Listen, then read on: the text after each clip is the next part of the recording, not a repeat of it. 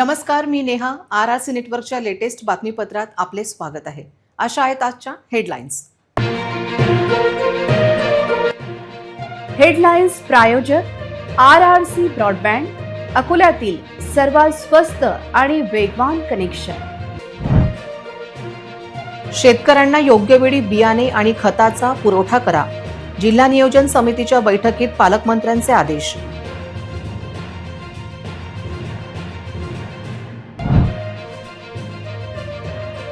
भूखंडाचे श्रीखंड खाल्ले कोणी? RRCच्या खुलाशाने हादरले अकोला. 50 ओपन स्पेस गेल्या तरी कुठे? अनेकांनी व्यक्त केल्या शंका.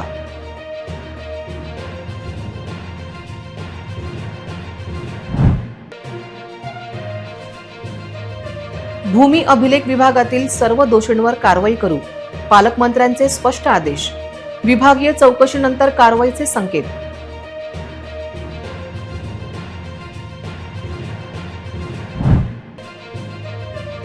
केंद्राच्या अमृत योजनेचा बोजवारा वाजणार.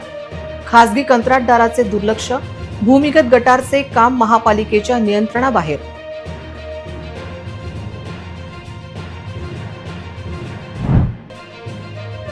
महापालिकेचे वराती मागून घोडे. चौपाटीवर महिलेला मारहाणीनंतर अतिक्रमण निर्मूलन, पण ते काही तासांसाठीच. आता सविस्तर बातम्या. जिल्हा नियोजन समितीच्या बैठकीत सत्तारूढ पक्षाचे आमदार हरीश पिंपळे, प्रकाश भारसाकडे यांनी सरकारी यंत्रणेच्या गलथान कारभाराचा पाढा वाचल्याची माहिती समोर आली आहे. जिल्हा नियोजन समितीच्या बैठकीत आमदार पठाण यांनी तारफेल येथील बेघरांचा प्रश्न पुन्हा उपस्थित केला आहे. बियाणे मिळवण्यासाठी शेतकऱ्यांना कुठलाही त्रास झाल्यास खपवून घेणार असल्याचे पालकमंत्री आकाश फुंडकर म्हणाले. जिल्हा नियोजन समितीची आज झालेली बैठक वादळी ठरल्याची माहिती आहे. विविध विभागाचे अधिकाऱ्यांनी ज्या गतीने शासनाचे कामकाज केले पाहिजे ते करत नसल्याची ओरड भाजप आमदार हरीश पिंपळे, आमदार प्रकाश भारसाकडे यांनी केली. यावेळी जिल्हा नियोजन समितीचे अध्यक्ष व पालकमंत्री आकाश फुंडकर यांनी अधिकाऱ्यांना समज देत लोकहिताच्या कामांना गती देण्याचे आदेश दिले. भविष्यातील पावसाळ्याची कामे, त्याचबरोबर कमी पावसाने निर्माण होणारे संकट, जिल्ह्यातील विविध शहराचे पाणीपुरवठा सुरळीत ठेवण्याचा आदेश पालकमंत्र्यांनी दिला. कुठल्या परिस्थितीत सामान्य जनतेला पाण्याचा, दुष्काळाचा फटका बसता कामा नये असे स्पष्ट निर्देश पालकमंत्र्यांनी आज दिले. त्याचबरोबर जिल्ह्याचा सर्वांगीण विकासासाठी सर्वांचे सहकार्य अधोरेखित केले. यावेळी माध्यमांशी बोलताना जिल्ह्यातील लोकप्रतिनिधींनी विविध विषयांना वाचा फोडली. रेल्वे स्टेशन आपल्याला माहिती आहे, हा केंद्र शासनाचा उपविभाग आहे आणि वर्षानुवर्ष रेल्वे विभागाने सुद्धा या लोकांना कधी हात लावला नव्हता. 24 वर्ष, 25 वर्ष हे लोक त्या जागेचा आनंद घेत होते. पण असंही नाही की मग रेल्वे विभागाने त्यांना बेघर करावं. पण आजच आयुक्त साहेब, कलेक्टर मॅडमची आमची चर्चा झाली. लवकरात लवकर आम्ही यांना एखादी शासकीय इकरात जागा जी असेल ज्याच्या माध्यमातून ते पंतप्रधान आवास योजनेत बसतील, म्हणजे परमनंट सोल्युशनच्या दृष्टीने आम्ही बोलतोय. कारण जर आज आम्ही त्यांना कोणते ग्राउंड दिलं ते तिथे राहतील, भविष्यात त्यावर ऑब्जेक्शन आलं तिथनं त्यांना निर्वासित व्हावं लागेल. म्हणून फुलप्रूफ प्रपोजल जे आहे ते त्यांनी मान्य करावं. त्यांना PMAY मध्ये जागा मिळेल, त्या आवास योजनेत त्यांना घराचा लाभ मिळेल, त्या दृष्टीनं त्यांचं परमनंट आवासाची व्यवस्था होईल. त्या दृष्टीनं कारवाई चालू आहे आणि लवकरात लवकर आयुक्त साहेब आणि जिल्हाधिकारी मॅडम कारवाई करतील. नाही, त्यांनी असे काही शेतकरी असतील आपल्याला माहीत असतील तर त्यांचं पर्टिक्युलर नावं आम्हाला द्या. आपले जे जिल्हा कृषी अधिकारी यांच्यामार्फत आम्ही त्यांच्या सगळ्या समस्या दूर करू. कारण खत किंवा बिजवाई याचा तुटवडा आहे असं कुठेही नाही. थोडंसं कन्फ्युजन असं होतं की बरेचदा एखाद्या दुकानामध्ये जेवढा माल आलेला असतो त्यावर खूप जास्त गर्दी होते आणि ते संपल्यानंतर लोकांचा समज होतो की खत संपलं. पण तेव्हा बाजूच्या किंवा जिल्ह्यामध्ये, तालुक्यामध्ये त्याचा साठा उपलब्ध आहे. त्यामुळे असं कुठलाही गैरसमज कोणी करू नये की खत किंवा बिजवाई याचा तुटवडा आहे. सर्व चांगल्या प्रमाणात आपल्याला उपलब्ध आहे. ज्या शेतकऱ्यांना लागत असेल, कृषी अधिकाऱ्यांना मी निर्देश दिलेले आहे. सर्व कृषी विभागाचे अधिकारी सुद्धा ग्राउंडवर काम करतात आहे. ज्यांना अडचण असेल आपण त्यांची समस्या. या बैठकीच्या अनुषंगानं आपल्याला माहिती आहे की मागच्या वर्षी जवळजवळ 437 कोटी रुपये आपण आपल्याला प्राप्त झाले होते, ज्यामध्ये सर्वसाधारण योजनांसाठी 333 कोटी, अनुसूचित जाती योजनांसाठी 88 आणि आदिवासी उपाययोजनांसाठी 16 कोटी, 16.5 कोटी. आपला मागच्या वर्षी 100% खर्च झाला. आपल्या सर्व योजना पूर्ण झाल्या, आपले सर्व कामं पूर्ण झाले. त्यामध्ये अधिकाऱ्यांनी सुद्धा चांगलं सहकार्य केलं आणि त्यामुळे संपूर्ण निधीचा उपयोग आपल्याला करता आला. कोणताही एक रुपया सुद्धा शासनाला परत गेला नाही. यावर्षी आपण शासनाला विनंती केली होती की आम्हाला अकोला जिल्ह्याच्या सर्वांगीण विकासासाठी पैसे वाढवून देण्यात यावे. शासनाने आपली मागणी मान्य केली आणि मागच्या वर्षी आपण 437 कोटी रुपयांवर होतो. आज आपण 491 कोटी रुपये आपण नियत आपला मंजूर है। ज़्यादा हुई अधिकारियों ने जो पिछली मीटिंग का हमने जो जवाब मांगे थे वो जवाब हमको अभी तक मिले नहीं। तो पालक मंत्री ने निर्देश दिए, कड़क आदेश दिए कि जो आमदार खासदार जो बात करते हैं उसके ऊपर आप काम क्यों नहीं करते। तो कर्मचारियों को बहुत लथाड़ा गया। वहाँ पे हमारे आमदार जो है अपने माजी आमदार या सॉरी सीनियर आमदार पिंपले साहब, बारसाकड़े साहब, इन लोगों को बहुत चिल्ला के बात करनी पड़ी। कारण ऐसा है कि जब मीटिंग के अंदर कोई काम बोला जाता है तो अगली मीटिंग तक उसका निवारण होना चाहिए। ये तो ऐसा हो रहा है कि पहली मीटिंग का जवाब ये मीटिंग में मिलता है और ये मीटिंग का जवाब वो मीटिंग में निकलता, काम कुछ हो नहीं रहा। तो काम को लेके बहुत पिछड़ापन और बहुत ही उदासीनता नजर आई, जिसको पालक मंत्री के साथ में सभी सदस्यों ने नाराजगी दिखाई और आने वाले समय के ऊपर सबको निर्देश दिया गया कि हम लोगों ने जो आपको काम दिया है वो कामों के अंदर उस पर अमल बजानी की जाए और तार फैल के जो अतिक्रमण धारक को जो तोड़ा गया उसको लेकर पालक मंत्री ने कलेक्टर और कमिश्नर साहब से चर्चा की। बहुत जल्द उन लोगों का पुनर्वसन किया जाए, उन लोगों के सरों के ऊपर छत डाली जाए और उन लोगों को यहाँ पे जो अतिक्रमण जो उनका तोड़ा गया उनको सहायता दी जाए और उनको घरकुल के अंदर नियमकुल उनको घर मंजूर कराए जाए। अकोला महापालिका हद्दीतील 50 ओपन स्पेस गायब झाल्याची धक्कादायक बातमी RRC न्यूजने दाखविताच अनेकांनी या विषयावर गंभीर प्रश्न उपस्थित केले आहे। सामान्यांच्या हक्काच्या 50 ओपन स्पेस गायब होणे हे महापालिकेच्या नाकारतेपणाचे प्रतीक आहे। शेतजमिनीचे लाऊट टाकताना उपविभागीय अधिकारी, भूमी अभिलेख आणि महापालिका या 3 विभागाचा संबंध येतो। शेतजमिनीचे बिगर शेत जमीन करणे अर्थात NA करताना भूमी अभिलेख रस्ते, नाल्या, ओपन स्पेस आखून देते। 2002 पूर्वी उपविभागीय अधिकारी, SDO आणि तदनंतर महापालिका आयुक्त हे ओपन स्पेस निश्चित करत होते। असे असताना महापालिका हद्दीतील 50 ओपन स्पेस गायब होणे आणि 130चे नकाशे महापालिकेला प्राप्त न होणे या मोठ्या घोटाळ्यात कोण सहभागी आहे अशी विचारणा आता होत आहे। एखाद्या लेआउटच्या 10% जागा ओपन स्पेससाठी राखीव असताना ती जागा कोणी कोणाला विकली हा शोधाचा विषय असून यात कोट्यवधीचे व्यवहार झाल्याची दाट शक्यता व्यक्त होत आहे। महापालिका नगररचनाकार या सर्व प्रकरणात सर्व संबंधितांवर शासनाची फसवणूक व स्थानिक प्लॉटधारक नागरिकांच्या ओपन स्पेस चोरीचा गुन्हा दाखल करेल काय अशी विचारणा आता होत आहे। 50 ओपन स्पेस गायब आहेत, 130 नकाशे गायब आहेत, काय म्हणणं याच्यावर आपलं? अकोला शहरात 1590 ओपन पेस आहे असा सभागत विषय आला होता। मला नाही वाटत 1590 ओपन पेस अकोला शहरातले आज तरी अस्तित्वात असतील। बरेच ठिकाणी अतिक्रमण आहे, काही ठिकाणी चांगल्या कामासाठी गेलेले आहे, काही ठिकाणी त्याचा गैरवापर होतो आहे। चांगल्या कामासाठी गेलेल्यांचा योग्य शासनाच्या नियमानुसार त्यांना पुढे कंटिन्यू ठेवायला पाहिजे। व काही ठिकाणी जे व्यावसायिक उपयोग करून आले, जसं जैन लॉनच्या तिथला जो चिल्ड्रन पार्कचा ओपन पेस होता त्याचा उपयोग पूर्ण व्यावसायिक होऊन आला। व्यावसायिक उपयोग करणाऱ्याने व्यावसायिक गट घेऊन महापालिकेत इन्कम वाढवायला पाहिजे। व ही खरं खेदाची बाब आहे की आपले ओपन पेसच गायब होतात। म्हणजे विहीर चोरीला जाते तशी ओपन पेस चोरीला गेले असा प्रकार अकोल्यात सुरू आहे। याचा सत्ताधाऱ्यांना पण पटला नाही, कारण की 1590 ओपन पेसचा विषय सभागत आणतात व पटलावर असलेली यादी तिथे देऊ शकत नाही। ते यादी ही अजूनही निश्चित नाही अशी परिस्थिती आहे। हदवाड भागातले काही ओपन पेस तर ग्रामपंचायतनी तेव्हाच विकलेले आहेत। तिथे अनेक गोष्टी सुरू आहेत। अशा वेळेस आता सत्ताधाऱ्यांकडे चेंडू आहे की ते काय करतात। ओपन स्पेस गायब झालेले आहेत, बाकीचे कोणी बळकावलेले आहेत, काय अतिक्रमण झालेलं आहे, काय म्हणणं आहे आपलं याच्यावर? योग्य तर नाहीच आहे। हे पॉलिटिकल्स लोक जे आहेत त्यांच्या याच्यात आता त्यांनी पचवले किंवा काही पॉलिटिक्स लोक आहेत त्यांच्या खिच्यात गेलेले आहेत हे असू शकतं, कारण की त्यांचाच अधिकार आणि तेच अधिकार घालू शकतात किंवा महानगरपालिकेचे जे मोठे मोठे बसलेले आहेत। ही तर फार मोठी शोकांतिका आहे सर अकोला शहरांसाठी। कुठेतरी याला अकोलेकरही जबाबदार आहेत सर।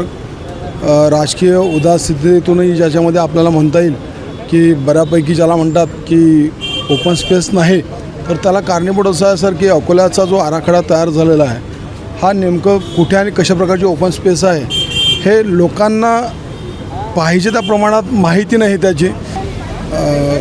त्यांच्याबद्दल सर जे काही शासकीय जी काही कारवाई आहे ती झालीच पाहिजे नक्की। पण नेमकं आता कुठल्या आणि काय त्याबद्दल आपल्याला काही इत्यंभूत माहिती नसल्या कारणामुळे, पण जेणेकरून लवकरात लवकर जर ते झालं तर त्याचा फायदा अकोलेकरांसाठीच होईल एवढं मात्र निश्चित. ओपन स्पेस हा तर नागरिकांचा अधिकार आहे आणि तो त्यांना आपण मोकळा करून द्यायलाच पाहिजे. पहिले आपल्या अकोल्यामध्ये खूप ग्राउंड होते जे लहान मुलांना खेळायसाठी खेळत होते, पण आता असं झालं आहे की ओपन स्पेसवरती काही समाजकंटक म्हणा किंवा काही नगरसेवक त्या लोकांनी कंपाऊंड करून स्वतःच्या मालकीसाठी हक्कासाठी असे यूज करत आहेत. तरी ते सर्व ओपन स्पेस म्हणा किंवा खुले ग्राउंड हे नागरिकांसाठी खुले करावे अशी विनंती आहे सरकारला. ते तर जनतेच्या हितासाठीच असते ते, कारण की कसं आहे, वृद्ध लोक आणि लहान मुलांसाठी खेळण्याकरताच ते ओपन स्पेस सोडलेले असतात लेआउटमध्ये. पण त्याच्यावर जे हक्क आणि हे जे अतिक्रमण केलेलं आहे ते चुकीचं आहे. त्याच्यावर म्हणजे काही ना काही तेवढी कारवाई व्हायला पाहिजे.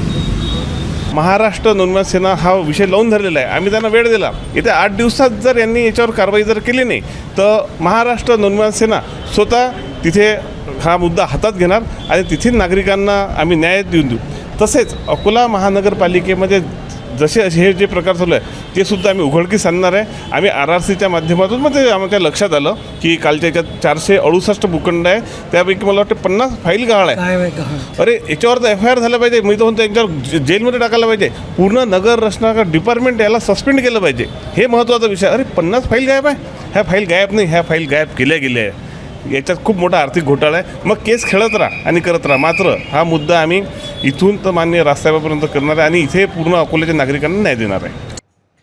अकोला भूमी अभिलेख कार्यालयाचे तत्कालीन उपअधीक्षक पंकज पवार यांच्या कारनाम्यानंतर त्यांच्या विरोधात पोलिसात गुन्हा दाखल करण्यात आला आहे. या प्रकरणात इतर काही कर्मचाऱ्यांचा सहभाग आहे का याची पडताळणी करण्यासाठी त्यांची उपविभागीय चौकशी देखील सुरू करण्यात आली आहे, अशी माहिती जिल्हा अधीक्षक भारती खंडेलवाल यांनी RRC न्यूजसोबत बोलताना दिली. पालकमंत्र्यांनी या प्रकरणातील इतर दोषींवर कडक कारवाईचा आदेश दिला. पवार यांनी घेतलेले निर्णय आणि त्यांच्या स्वाक्षरीने झालेले फेरफार हे त्यांच्याच कार्यकक्षेत झाले आहेत. त्यामुळे फेरफार प्रकरणात सर्वस्वी पंकज पवार हे सर्वस्वी जबाबदार असल्याची माहिती प्राप्त झाली आहे.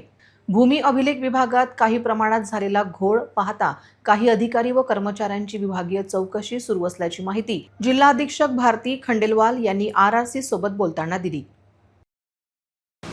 सध्या आपल्यासोबत भूमी अभिलेखचे जिल्हा अधीक्षक म्हणून कार्यरत भारती खंडेलवाल मॅडम आहेत. मॅडम, काल तुम्ही जे FIR वगैरे केलेले आहेत पवार यांच्या विरोधात, ज्यांनी त्यांना सपोर्ट केलं त्यांच्या विरोधात काही कारवाई करण्यात आलेली आहे?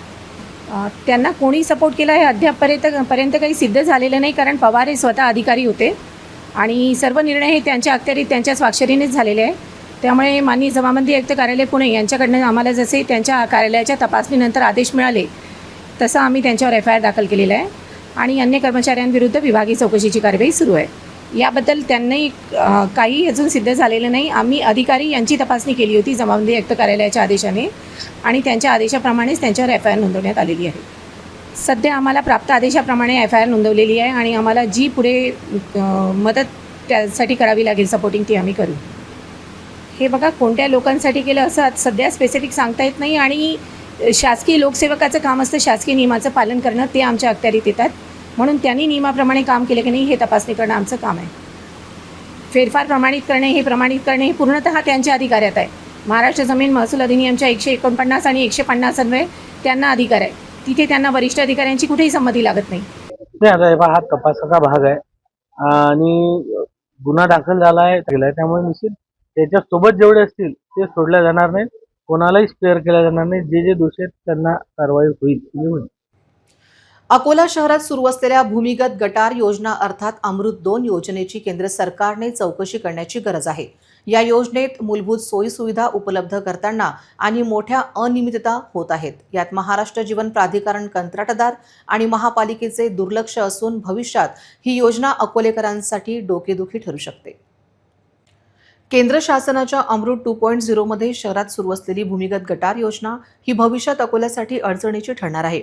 गटार योजनेतून पाणी जाण्याचा मोठा प्रश्न उभा राहणार आहे. इतकेच नाही तर ज्या ठिकाणी गटार योजनेचे काम केले जात आहे तिथल्या रस्त्यांच्या दुरुस्ती व नवनीकरणासाठी कुठलीही उपाययोजना नाही. पुण्यातील कंपनीच्या मनमानी कारभार आणि महाराष्ट्र जीवन प्राधिकरण महापालिका यांचे दुर्लक्ष यामुळे कोट्यवधीची भूमिगत गटार योजना अकोल्यात फसण्याची भीती व्यक्त केली जात आहे. अकोला शहरामध्ये सध्या अंडरग्राऊंड ड्रेनेज सिस्टीमचं काम मोठ्या प्रमाणात सुरू आहे. मुळातच ही संकल्पना शहरातील सांडपाणी वाहून नेण्यासाठी एक महत्त्वाकांक्षी प्रकल्प आहे. परंतु आज जी सिस्टीमनी काम चालू आहे त्या सिस्टीमच्या अंतर्गत ही जी सांडपाण्याची व्यवस्था आहे ही फक्त 650 MLDची आहे, जी की 1150 MLDचा हा प्रोजेक्ट पाहिजे होता. यामध्ये काय होतं आहे की मोठ्या MLDचा जर प्रोजेक्ट असता तर याच्यामध्ये पाईपलाईन ज्या आहेत शहरामधील संकलित करणाऱ्या ज्या पाईपलाईन आहेत सांडपाण्याचं ह्या पाणी वाहून नेणाऱ्या पाईपलाईन ह्या मोठ्या असत्या. परंतु आज ह्या 6 इंचीच्या पाईपलाईन टाकणं सुरू आहे. विशेषतः हे काम सुरू असताना आपण पाहतो आहे की कुठे जिथे वस्तीच नाही, लोकवस्ती नाही, अशा भागांमध्ये आज हे काम कंप्लीट करून त्यांचा एक उद्दिष्ट पूर्ण करण्याच्या मागे लागलेले आहेत. की आज आपण पाहतो आहे की आज शहरातील ज्या भागांमध्ये लोकवस्ती नाही अशा भागामध्ये सुद्धा यांचं आज काम सुरू आहे. की जसे जिथं निर्वण लोक आहेत की एकही घर नाही अशा भागामध्ये जिथं फक्त शहरातील धनदांडग्यांचे मोठे मोठे प्लॉट आणि मोठे मोठे शेत आहेत त्या भागामध्ये त्यांनी जे आज प्रोजेक्टेड लेआउट आणि लेआउट सँक्शन करून घेतलेले आहेत अशा भागांमध्ये ह्या पाईपलाईन टाकणं सुरू आहे. जनसामान्यांना आज तारखेत याचा कुठचाही उपयोग होणारा नाही आहे. आणि माझा आक्षेप आहे या सरकारवर की यांनी ह्या ज्या मंजुरात केलेली आहे ही इतक्या कमी प्रमाणात करायला नको होती. हे करून फक्त लोकांना आम्ही विकास काम करीत आहे अशी त्यांची एक भावना निर्माण करीत आहे आणि प्रोजेक्टेड आम्ही केलेलं काम हे पूर्वत्वास गेलं आहे हे दाखवायचा प्रयत्न करीत आहेत. एक्चुअल जीवन प्राधिकरण का एक नियम है कि जहाँ पर वस्ती है वहाँ से उन्होंने काम चालू करना चाहिए, लेकिन इन्होंने उसका नियम का पालन न करते हुए इनके मन में जहाँ आ रहा वहाँ पर ये पाइपलाइन का काम उन्होंने चालू किया है. आज अकोला शहर के अंदर ऐसे कुछ एरिया है जहाँ पर लेआउट करना अभी बाकी है और लेआउट करते समय गवर्नमेंट का नियम है कि वहाँ पर रास्ता, पानी, रास्ते का काम, लाइट का काम और ड्रेनेज का काम. तो मेरा ऐसा आशंका है कि ये जो कंपनी है और कुछ यहाँ के जो कुछ अधिकारी कर्मचारी उसमें जो मिले हुए हैं उनके माध्यम से लोगों से जो जिनका लेआउट है उनके साठगांठ करके उसके अंदर भ्रष्टाचार करने का काम चालू है. अगर वहाँ पर अंडर ड्रेनेज का काम ये कंपनी ने अगर कर दिया तो भविष्य में अगर उसको लेआउट करना है तो लेआउट के उसके पैसे बचेंगे. इस माध्यम से काम चालू, उसमें 100% भ्रष्टाचार है. जो भी है आगे मैं ये विषय आयुक्त के पास में ले जाऊँगा शहर में, इसके लिए मैं आंदोलन भी करूँगा. लेकिन आपने जो विषय उठाया आप लोगों का आपका बहुत बहुत धन्यवाद, क्योंकि ये विषय पे कोई बोलने को तैयार नहीं है. इसमें 100% भ्रष्टाचार है और मेरी आयुक्त साहब से विनंती है कि इन्होंने ऐसी कौन कौन सी खुली जगह है जो लेआउट नहीं है, ऐसे कहाँ इन्होंने ये जो अंडर ड्रेनेज काम चालू किया, किसके परवानगी से किया और वो चौकसी करके इनके ऊपर कार्रवाई होना चाहिए. जब तक चौकसी का अहवाल नहीं आता तब तक इनको बिल देने की आवश्यकता नहीं है. ज्या भागात लोकवस्ती नाही अशा Rajeshwar colony, Sai colony, Gokarna colony, Jajunagar, Annapurna Mata मंदिरामागे थेट गटर योजना राबवण्यात आल्याची धक्कादायक माहिती समोर आली आहे. ज्या भागात लोकवस्ती नाही, नागरिक राहत नाही, मलजल निर्माण होत नाही अशा ठिकाणी कुठल्या आधारांवर ही सरकारी योजना राबवली गेली याचा खुलासा पुणे स्थित कंपनी महाराष्ट्र जीवन प्राधिकरण महापालिका का करत नसल्याची ओरड आता होत आहे. अकोला शहरात जो सध्या आपला मलजल वाहिनी अंतरण्याचा कार्यक्रम सुरू आहे तो शासन मान्यतेने व सविस्तर प्रकल्प अहवालाच्या अनुषंगाने सुरू आहे. याचा आपल्याला 2055मध्ये काय परिस्थिती राहील शहराची त्या पद्धतीने याचे सगळे काम सुरू आहे. त्यामुळे आज जरी तिथं वाटते आपल्याला कोणी राहिलेलं नाही आहे, परंतु येणाऱ्या 5-10 वर्षात तिथं वस्ती होणार आहे. त्याचा विचार करूनच सर्व कामं आपले सुरू आहे. असं काही नाही आहे. आपल्याला शासनातर्फे निर्देश देण्यात आलेले आहे जोपर्यंत रस्ते पुनर्बांधणीची आपली मान्यता येणार नाही आहे त्या तोपर्यंत आपण भूमिगत जलवाहिनी अंतरण्याचं काम करू नये. म्हणजेच काही असे लेआउट असतील जिथं रस्ते विकास झालेले असतील, लोक राहायला आलेले आहेत, परंतु त्यांच्या रस्त्याच्या पुनर्बांधणीचा पैसा अजून मान्यता झालेला नाही आहे म्हणून ते कामं मागे आहे. पण जिथं रस्ते डेव्हलपच झालेले नाही आहे परंतु ते मान्य आहे अशा ठिकाणी रस्ते पुनर्बांधणीचा प्रश्न उद्भवत नाही म्हणून आपण ते कामं करीत आहोत. परिस्थिती सर्व शहराला गरज आहे या गोष्टीची परंतु रस्ते पुनर्बांधणीचा जोपर्यंत आमचा पैसा मंजूर होत नाही, प्रस्ताव मंजूर होत नाही, तोपर्यंत आम्ही जिथं शहरात रस्ते आहेत ऑलरेडी एक्झिस्टिंग रस्ते तिथं आम्ही काम करू शकत नाही. त्याला पैसा मान्यता झाल्यानंतरच आम्ही ते काम आतापर्यंत किती कार्य झालेली आहे? जवळपास 20% जवळपास संपूर्ण झाले. जे पाईप टाकण्यात येत आहेत त्याच्यातही कमकुवत वापरण्यात येतं असा आरोप करण्यात येत आहे. नाही, हे सगळं मटेरियल त्याचे डिझाईन हे आपल्या वरिष्ठ म्हणजे ज्यांच्या याच्यात पारंगत आहेत तांत्रिक लोक त्यांच्याकडून हे मान्यता करण्यात आलेली आहे, तपासण्या करण्यात आलेल्या आहे. आपण मटेरियलची क्वांटिटीज बघतो करतो. तांत्रिक मान्यता किंवा याच्यासाठी आपली तांत्रिक सल्लागार नेमणूक केलेली आहे. त्यानंतर प्रत्येक डिझाईनचं आहे आपण शासकीय NIT तपासणीसुद्धा करून घेतलेली आहे. काही स्थानिक अशा परिस्थितीत काही ठिकाणी स्थानिक लोकांनी हे केलेले आहे, काम करू नका तोपर्यंत रस्ता पुनर्बांधणीला पैसा येत नाही तोपर्यंत, म्हणून ते जितकं काम झालं तिथं त्यांनी त्याच्या पुढे काम करू नका असं सांगितलं म्हणून थांबलेलं आहे काम. असं काही न करण्याचं काही उद्देश आहे. उलट आम्हाला पण लवकर काम पूर्ण करायचं आहे, कंत्राटदाराला पण लवकर काम पूर्ण करायचं आहे. केव्हापर्यंत काम पूर्ण होईल ते सांगता येईल? हा प्रश्न संपूर्णतः रस्ते पुनर्बांधणीच्या प्रकल्पाच्या प्रशासकीय मान्यतेवर आहे.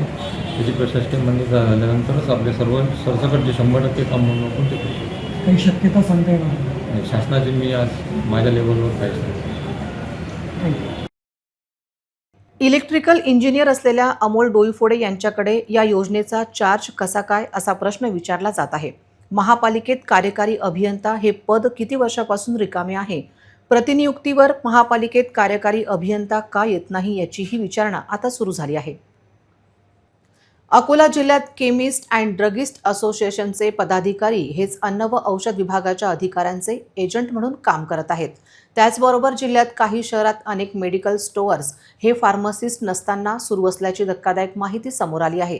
याची गंभीर दखल FDA आयुक्तांनी घेण्याची गरज आहे. अकोला शहरातील औषध दुकानांची परिस्थिती अत्यंत चिंताजनक असून अकोल्यातील औषध दुकानांमध्ये फार्मसिस्ट हजर नसतात. या गंभीर बाबीकडे स्थानिक अन्न व औषध प्रशासन जाणीवपूर्वक दुर्लक्ष करत असल्याचे समोर येत आहे. केमिस्ट अँड ड्रगिस्ट असोसिएशनच्या दबावाखाली स्थानिक प्रशासन कारवाईसह टाळाटाळ करत असल्याचा थेट आरोप आता सुजाण नागरिकांमधून आणि सामाजिक संघटनांकडून केला जात आहे.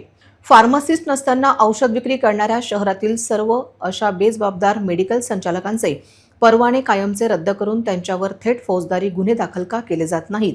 राज्याचे नवनवे आयुक्त तुकाराम मुंढे यांनी स्वतः अकोल्यात गुप्त पथके पाठवून येथील मेडिकल दुकानांची झळाझळती घ्यावी, तरच अकोल्यातील हे औषध माफियांचे आणि भ्रष्ट अधिकाऱ्यांचे रॅकेट उद्ध्वस्त होतील, अशी तीव्र मागणी नागरिक करत आहेत.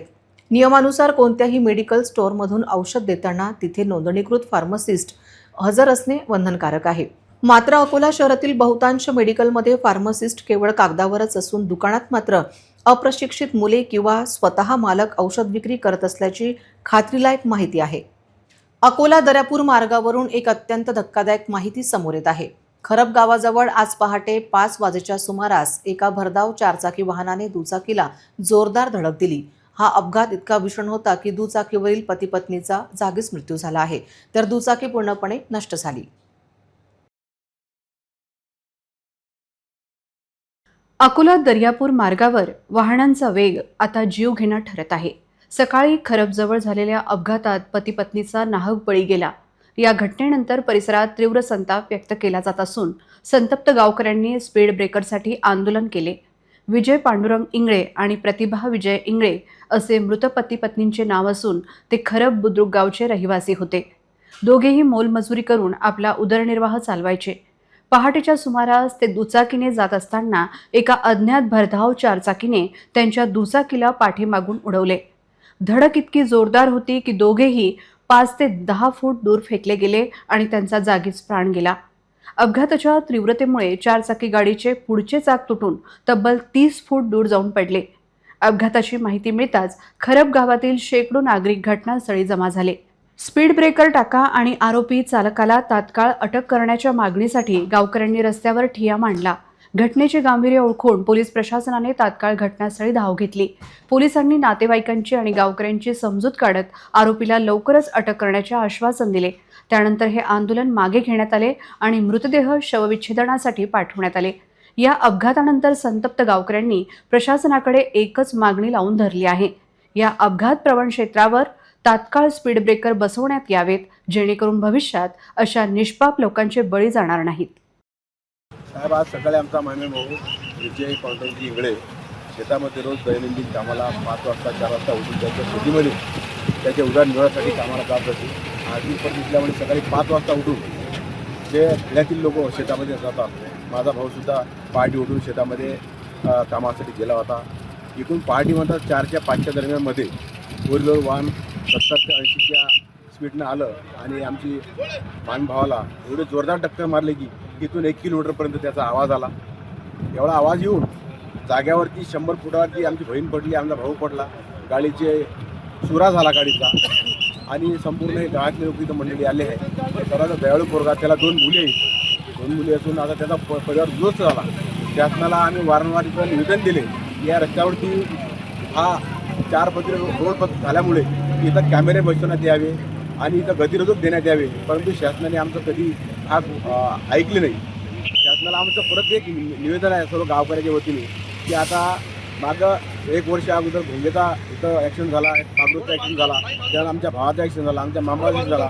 शासनाने फक्त कुंभकर्णीच्या झोपीमध्ये असून हे शासन न्याय द्यायचा प्रयत्न करत नाही. तुमचे मोदी सरकार असो का पोलीस शासन असो, हे न्याय द्यायचा प्रयत्न करत नाही. फक्त त्यांचा अंग चुकारूपणा करून तिथं समजदारीपणे तेवढा पुरता पंचनामा करतात, मात्र त्याचा निर्णय आतापर्यंत लागत नाही. असे किती काय रस्त्यावरती हे झाले ॲक्सिडेंट झाले, परंतु त्यांना आतापर्यंत न्याय मिळाला नाही. आमचं या गावकऱ्याच्या वतीने एकच निवेदन आहे की या रस्त्यावरती ताबडतोब CCTV कॅमेरे बसवण्यात यावे आणि गतिरोधक बसवण्यात यावे. हे शासनाला नम्र विनंती करतो आणि जो ॲक्सिडेंट झालेला आहे त्याच्या कुटुंबाला न्याय देण्यात यावा हेच या प्रसंगी मी बोलतो आणि सर्व गावकऱ्याच्या वतीने. आणि इथं आकोडफैल अर्धा किलोमीटरच्या फरकवर आहे. पोलीस शासन इथं दीड घंट्याने आली. इथं दीड घंट्याने आल्यानंतर मग आम्हाला इथं पंचनामा करू द्या. पण गावाचा उद्रेक आम्ही सर्व गावकरी मंडळी एकत्र थांबलो आणि इथं काही कोणता अनुचित प्रकार आम्ही घडू दिला नाही. परंतु लोकांच्या डोक्यामध्ये खूप अनुचित प्रकार घडवण्याचा त्यांच्या डोक्यामध्ये प्रयत्न होता, परंतु त्याचं बी साहजिक आहे जनतेचं, कारण की या रस्त्यावरती दर 8 दिवसांनी ॲक्सिडेंट होत असतो. पण शासन कुंभकर्णी घेत असल्यामुळे हे अपघात थांबत नाहीत. शासनाने परत एक निवेदन करतो की गतिरोध देण्यात यावं आणि इथं CCTV कॅमेरे बसवण्यात यावे. आमच्या भावाला न्याय देण्यात यावा हे नम्र विनंती. आज सकाळी खरप गावाच्या शिवारामध्ये एक ट्रक आणि 2 व्हीलरचा ऍक्सिडेंट झाल्याची माहिती मिळाली. त्याच्यावर जे 2 व्हीलरवर जे दाम्पत्य होतं, पती पत्नी, त्यांच्या जागेवर मृत्यू झाल्याबद्दल आम्हाला सिव्हिल लाईनला माहिती मिळाली. त्यानंतर तात्काळ पोलीस स्टेशनचा स्टाफ त्या ठिकाणी रवाना झाला, पोहोचला आणि ॲम्ब्युलन्स आम्ही त्या ठिकाणी बोलवली. जे जखमी होते त्यांना सिव्हिल हॉस्पिटलला आम्ही रवाना केलं. त्यानंतर ते प्रत्यक्षदर्शी साक्षीदार होते तिथे काही, त्यांनी त्या ट्रकचं वर्णन आम्हाला सांगितलं. आम्ही 2 टीम तयार करून एक CCTV कमांड सेंटरला रवाना केली आणि एक टीम आमची फील्डवरचे जे CCTV आहेत आणि ट्रकचा मार्ग आहे ते शोधत होती. त्यामधून ट्रकचा मार्ग निष्पन्न झाला. ट्रक ही कृषी उत्पन्न बाजार समितीमध्ये लागली असल्याची खात्री झाल्यानंतर आमच्या टीमनी तो ट्रक ताब्यात घेतला. त्यानंतर आरोपी त्या ठिकाणी पळून गेलेले होते, तर त्यांचाही शोध आमच्या टीमनी तात्काळ घेऊन त्यांना आता 2 आरोपींना आम्ही ताब्यात घेतलेला आहे. बाकी जी लिगल प्रोसिजर आहे ती आता आमची सुरू आहे. आणि बाकी जनतेला जे नाही, त्या ठिकाणी गर्दी जमली होती, त्यामुळे रस्ता छोटा असल्यामुळे ते रस्ता रोको झाला. परंतु लोकांनाही आमचं आव्हान आहे की तात्काळ आपण त्या ठिकाणी कारवाई करून आरोपी अटक केलेले आहे, ट्रक आपण जप्त केलेला आहे आणि जे नागरिक आहेत त्यांना संयम ठेवण्याबाबत आम्ही आव्हान करतो आणि शांततेने कायदेशीर कारवाई आपली पूर्ण होईल याची ग्वाही देतो. थँक्यू. सन 2014 मध्ये लीज संपली असताना आणि लीज करारनाम्यातील सर्व अटी व शर्ती भंग झाल्या असताना हिंगणा रोडवरील स्कूल ऑफ स्कॉलरची जी शाळा अनधिकृतपणे उभी आहे या ठिकाणी कारवाईची गरज असताना महापालिका हातावर हात ठेवून बसली आहे. या विरोधात आज मनसेने मनपा प्रशासनाला निवेदन देत स्थानिकांची ओपन स्पेस खाली करण्याची मागणी केली. महापालिका नगर रचनाकार साबळे यांनी सांगितल्यानुसार हिंगणा रोडवरील स्कूल ऑफ स्कॉलर या शाळेची लीज ही 2014 मध्ये संपली. स्कूल ऑफ स्कॉलरने स्थानिकांच्या हक्काची ओपन स्पेस गिळंकृत केली आहे. ही ओपन स्पेस स्थानिक नागरिकांसाठी खुली करावी. लीज संपली असल्याने शाळा पूर्णतः रिकामी करून संपूर्ण जागा स्थानिक लोकांच्या ताब्यात द्यावी.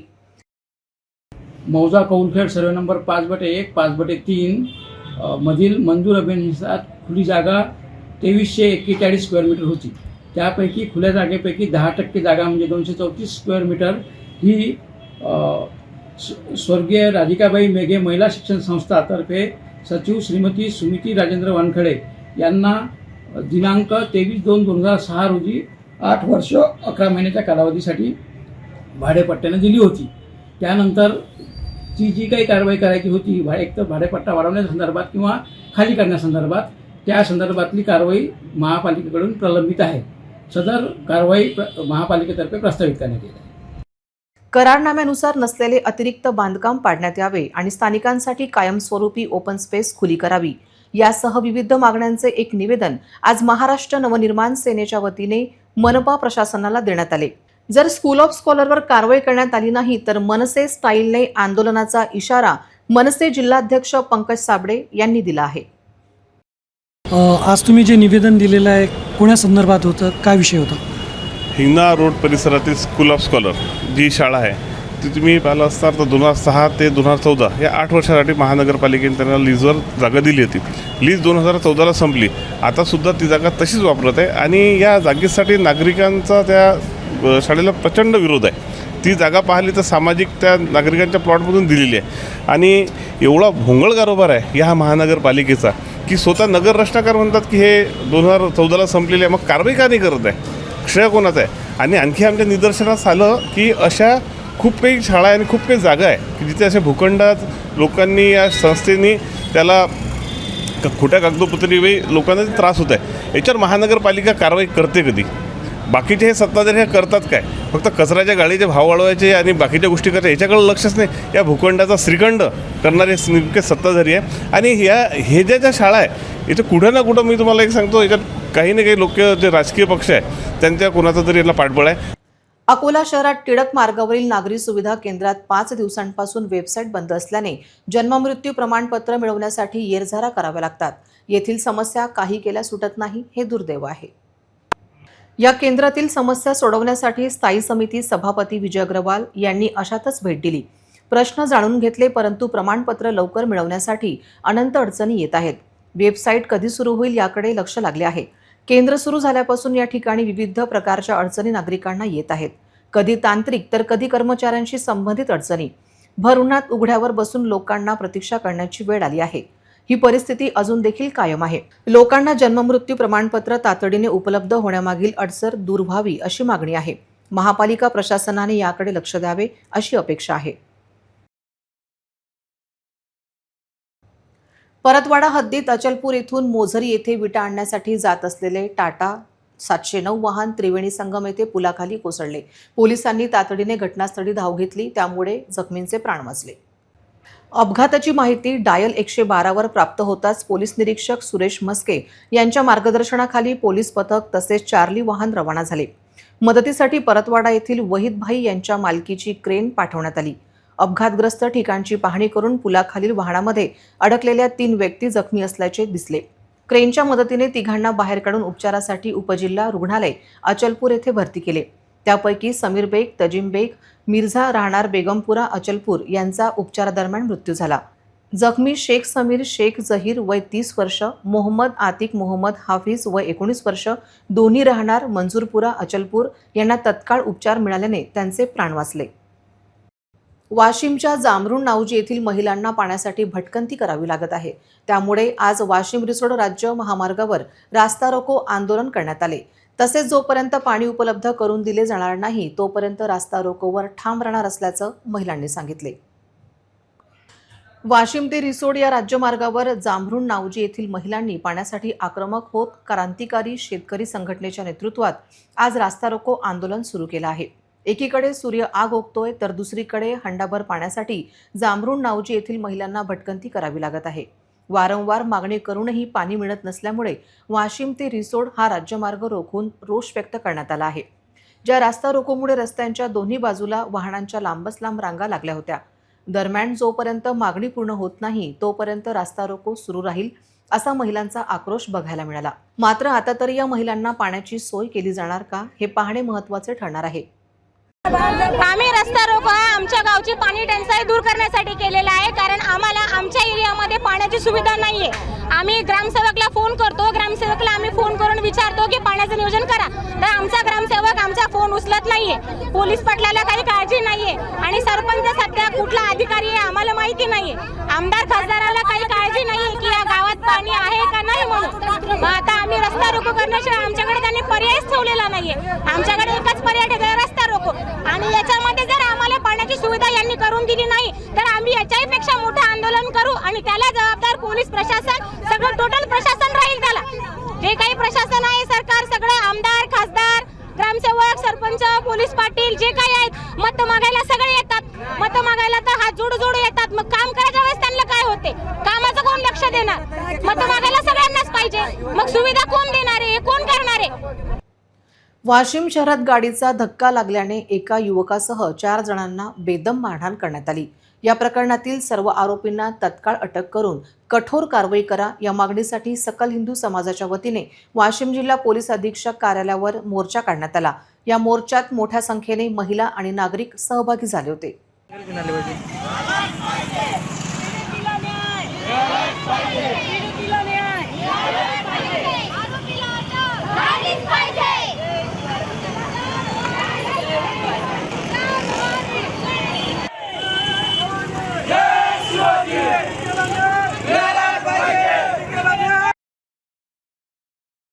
वाशिम जिल्ह्यातील सामान्य रुग्णालयासमोर 1 जून रोजी एका कुटुंबातील 4 जणांना 10 ते 12 लोकांच्या टोळक्याने लोखंडी रॉडने बेदम मारहाण केली होती. या प्रकरणी मुख्य आरोपीला अटक करून कठोर कारवाई करावी या मागणीसाठी सकल हिंदू समाजाकडून जिल्हा पोलीस अधीक्षक कार्यालयावर मोर्चा काढण्यात आला होता. मोर्चेकरांचे आक्रमक रूप पाहून पोलीस अधीक्षक कार्यालयासमोर मोठा पोलीस बंदोबस्त तैनात करण्यात आला होता. यावेळी आरोपीवर कारवाईसाठी जिल्हा पोलीस अधीक्षक यांना निवेदन देण्यात आले असून त्यांनी आरोपीविरोधात तात्काळ कठोर कारवाई करण्याचे आश्वासन देत या घटनेचा तपास DYSP दर्जाच्या अधिकाऱ्यांकडे देण्याचा निर्णय घेतलाय. आम्ही चाललो होतो तर त्यानं कट मारली तिथून आदाडा प्लाझा समोरून ते सिटी हॉटेलच्या पाशी, आणि तिथून त्यानं कट मारली. मग लगे माझा मुलगा त्याला म्हणतो की कट का बरं मारली बाबा, माझ्यासोबत माझे लहान लेडीजचे मुलं येतात. तर मग त्यानं शिवीगाळ चालू केला. तसं म्हणल्यानंतर लागलं का म्हणजे तुम्हाला लागलं तेव्हा पाहून घेऊ. नंतर त्यानं शिवीगाळ चालू केल्यानंतर माझ्या मुलानं गाडी उभी केली आणि त्याला विचारलं की तू एकदम शिवीगाळ का करतो. नंतर लगेच त्यानं मारहाण चालू केली. आता काय मागणी आहे? आता मागणी एवढीच की आरोपीला सक्त सजा देणे आणि लवकरात लवकर त्याला आरोप करणे. मला मुलं 16-17 जण होती. माझ्या याच्यावर एकच मुलगा होता आणि तिकडं 2 बाया होत्या. एक म्हातारी 80 वर्षाची आणि एक बाई होती. 15-16 जण होते. ती माझ्या मुलाला काय सांगितलं? देतो म्हणत, गुन्हा दाखल करतो म्हणत. 307 गुन्हा आणि त्याच्या पूर्ण जे दुकाने आहेत ते अतिक्रमाच्या ते हटवण्यात येण्याची. 1 जूनला ही घटना झालेली होती आणि भयंकर प्रकारे 17-18 जणांनी एका पोराला मारलं. तो पोरगा सध्या हॉस्पिटलमध्ये, त्याला बोलता येत नाही आहे, एवढं त्याला गंभीर जखमी आहे. आणि त्याच्यानंतर हे जे परिवार आहे किंवा काही जे लोक आहेत हे सर्व ठाणेदारांकडे गेले. मुख्य आरोपीचं नावही सांगितलं की यानं मारलं वा, कोणतरी काय नाव आहे खजा, तर त्याचं नावही सांगितलं. ठाणेदार त्याच्यावर गुन्हा दाखल करायला तयार नव्हते. आणि अशा याच्यामुळं पोलिसांचं जे एक हे आहे ती जी प्रतिमा आहे ती मलिन व्हायला लागली होती. त्याच्यामुळं आज हे जे जनता आहे ही सर्व वाशिमकर, आज पाहता तुम्ही 45 डिग्री तापमान आहे वाशिमचं. एवढ्या याच्यामध्ये लहान मुलापासून म्हाताऱ्या माणसांपर्यंत लोक रस्त्यावर आले आणि हे रस्त्यावर येणं दुर्दैवी आहे. कारण आज 5 दिवस झालेले आहेत. प्रशासनानं याच्याकडे दखल घ्यावी याकरता सर्व आज 3 ते 4 किलोमीटर पैदल चालत आले. SP साहेबांकडं जे मेन होतं की ज्या मागण्या होत्या की 307 दाखल केल्या जावी, यांना पकडल्या जावं, रस्त्याचं जे अतिक्रमण हटावं आणि या जे केसची निरपक्ष काय व्हावी, जांच व्हावी, याच्याकरता सर्व आज SP ऑफिसमध्ये आले होते. महापालिका प्रशासनाचा अक्षम्य निष्काळजीपणा आणि दुर्लक्षामुळेच गेल्या पावसाळ्यात शहरातील सर्वात गजबजलेला टिळक रोड, विदर्भ केसरी बिजराल बियाणी चौक, जुना कापड बाजारातील नाल्यांचा उघडा खड्डा राहिल्याने ओसंडून वाहत होता, ज्यामुळे एक व्यक्ती पडून दूरपर्यंत वाहून गेला आणि दुसऱ्या दिवशी त्याचा मृतदेह सापडला होता. गेल्या वर्षीच्या घटनेतून प्रशासनाने धडा घेतलेला नाही, हे दुर्दैव आहे. गेल्या वर्षी एक व्यक्ती खड्ड्यात पडून वाहून गेल्यानंतर प्रशासन आणि नेते मंडळी खळबळून जागी झाली होती. त्यांनी दुःखही व्यक्त केले, पण खेदाची गोष्ट म्हणजे हा जीवघेणा नाला आणि खड्डा आजही भयानक रूप धारण करून तशा स्थितीत आहे. संबंधित अधिकारी आणि प्रशासन प्रमुखांचे दुर्लक्ष अजूनही कायम आहे आणि आता पुन्हा पावसाळा जवळ आला आहे. अपेक्षा एवढी आहे की पावसाळ्यापूर्वी केल्या जाणाऱ्या नालेसफाईच्या कामासोबतच या जीवघेण्या खड्ड्यांचा तात्काळ बंदोबस्त केला जावा, अन्यथा पुन्हा एखादी गंभीर दुर्घटना घडण्याची दाट शक्यता आहे. गांधी चौकातील चौपाटीवर भर दिवसा एका संपूर्ण कुटुंबावर जीवघेणा हल्ला करण्यात आला आहे. एका महिलेसह तिच्या पतीला आणि चिमुरड्या मुलाला काठ्यांनी आणि लाथाबुक्क्यांनी बेदम मारहाण केली आहे. आज या ठिकाणी अतिक्रमण निर्मूलन मोहीम राबवली गेली, तर बजरंग दलाने या घटनेचा निषेध केला.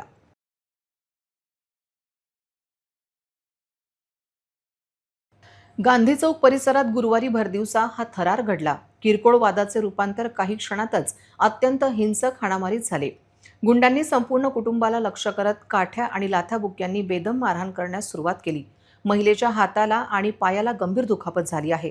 भर रस्त्यावर सुरू असलेल्या या मारहाणीमुळे संपूर्ण परिसरात प्रचंड तणावाचे आणि भीतीचे वातावरण निर्माण झाले होते. या प्रकरणी संबंधित पीडित कुटुंबाने पोलिसात रितसर तक्रार दाखल केली आहे.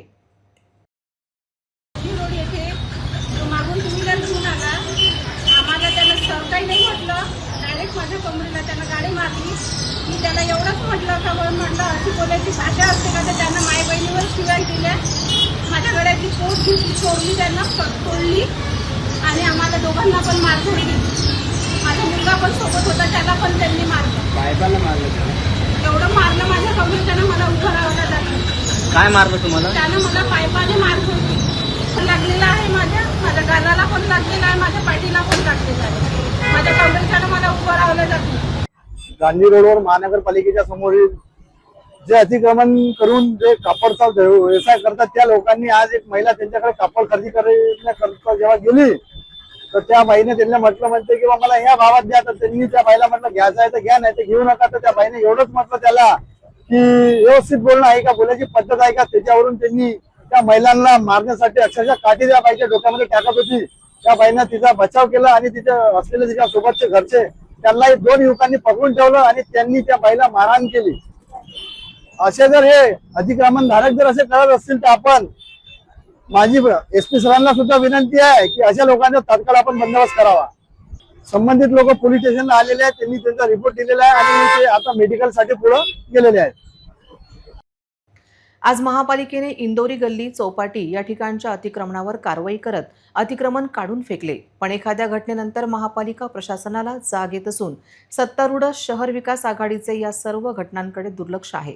या विषयावर आज बजरंग दलाने आंदोलनात्मक भूमिका घेत अतिक्रमण कायमस्वरूपी काढण्याची मागणी केली आहे. दुर्गामाता मंदिर चौपाटी मागे चौपाटीजवळ घडलेली जी घटना अतिशय गंभीर घटना आहे. तेथील विधर्मी अतिक्रमणधाऱ्यांनी एका हिंदू महिलेवर पाईपाने हल्ला चढवला. त्याच्याकडे जवळपास 7 ते 8 पाईप होते आणि ती अतिक्रमणामध्ये त्याची दुकान होती. त्या महिलेचं सोन्याची पोत त्या ठिकाणी त्यांनी तोडली. त्या महिलेच्या हातातली सोन्याची अंगठी काढून घेतली.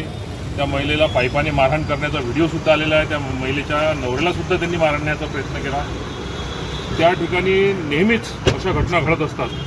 महापालिकेच्या जवळून 50 फुटाच्या अंतर असल्यावर सुद्धा त्या ठिकाणी अतिक्रमण आहे. अतिक्रमण महानगरपालिका हटवते, 2 दिवसानंतर त्या ठिकाणी पुन्हा अतिक्रमण होते. तर आम्ही आज आयुक्त साहेबांना भेटायला आलो की त्या अतिक्रमणाचा बंदोबस्त हा कायमचा बंदोबस्त व्हावा, नाहीतर या ठिकाणी मोठी दुर्घटना होऊ शकते. पुन्हा एक नजर टाकूया आजच्या प्रमुख घडामोडींवर. हेडलाईन्स प्रायोजक RRC ब्रॉडबँड, अकोल्यातील सर्वात स्वस्त आणि वेगवान कनेक्शन. शेतकऱ्यांना योग्य वेळी बियाणे आणि खताचा पुरवठा करा. जिल्हा नियोजन समितीच्या बैठकीत पालकमंत्र्यांचे आदेश.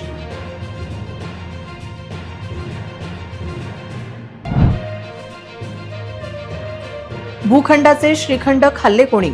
RRCच्या खुलाशाने हादरले अकोला. 50 ओपन स्पेस गेल्या तरी कुठे? अनेकांनी व्यक्त केल्या शंका.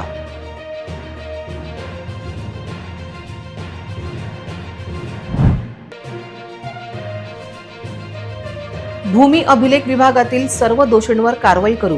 पालकमंत्र्यांचे स्पष्ट आदेश. विभागीय चौकशीनंतर कारवाईचे संकेत.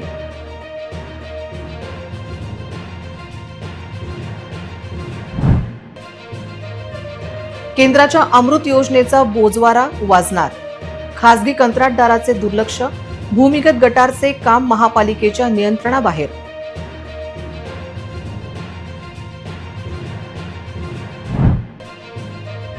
महापालिकेचे वराती मागून घोडे, चौपाटीवर महिलेला मारहाणीनंतर अतिक्रमण निर्मूलन, पण ते काही तासांसाठीच. बातम्यांसाठी तुम्ही पाहत रहा RRC news. 2,48,000 दर्शकांनी RRC YouTube channel हे सबस्क्राईब केले आहे, तेव्हा तुम्ही कसली वाट पाहत आहात? तुम्ही पण सबस्क्राईब करा आणि बेल आयकॉन क्लिक करत RRCच्या बातम्या निरंतर पहा. तुमच्या मोबाईलवर नोटिफिकेशन मिळवण्यासाठी सबस्क्राईब करा RRCचे हे यूट्यूब चॅनल. लाईक आणि फॉरवर्ड करा RRC डिजिटल अकोलाचे हे न्यूज बुलेटिन. पुन्हा भेटूया लेटेस्ट बातम्यांसह नवीन बातमीपत्रात. तोवर नमस्कार.